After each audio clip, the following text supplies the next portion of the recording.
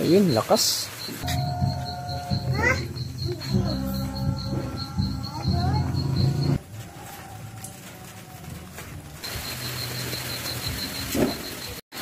Tutorial, old design. Old design po ito, ha. Yung traditional spur gun.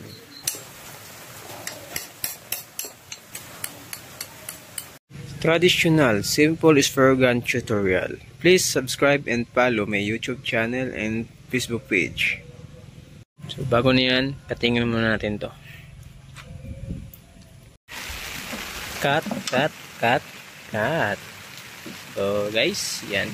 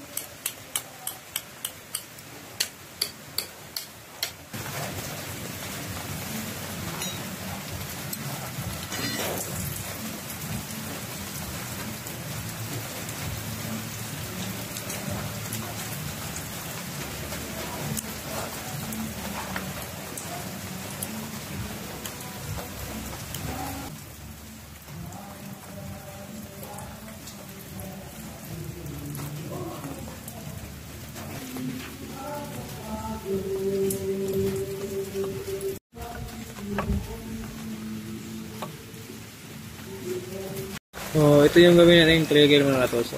So, buluktutin natin yun.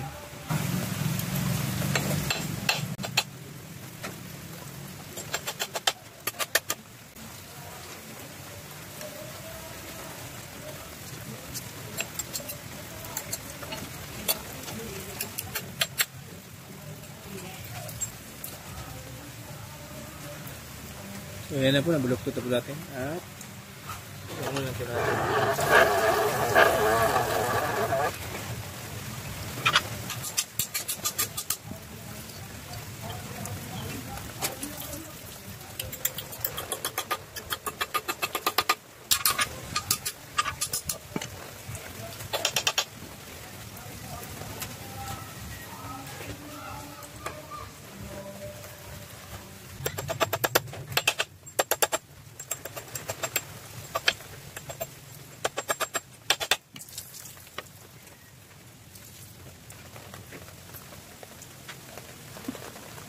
Traditional, kaya di marakaso. Yan, gatakin natin yan.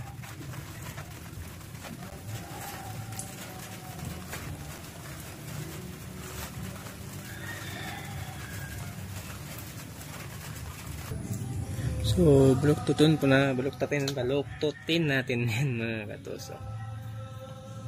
Yan.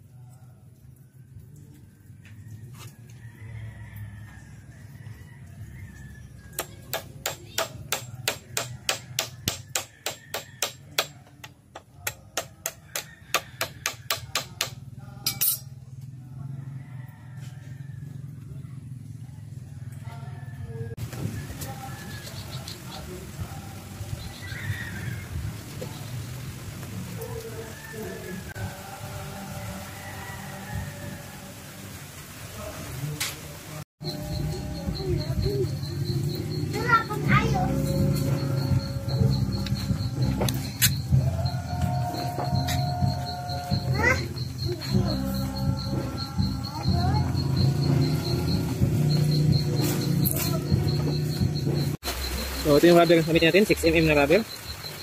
At ito yung alambre lang. So, traditional nga din. Yung sinaunang spur gun nung panahon. Ayan, ito yung gamitin natin. Ayan, at itali na natin din.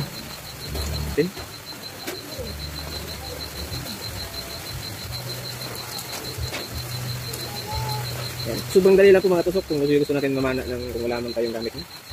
Expire natin. Ayan po.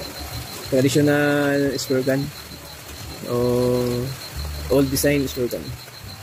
Yan. Old design, simple spur gun. So, try natin.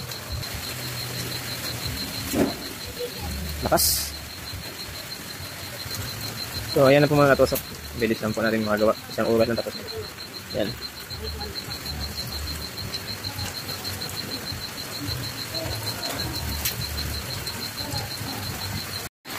Tutorial, old design.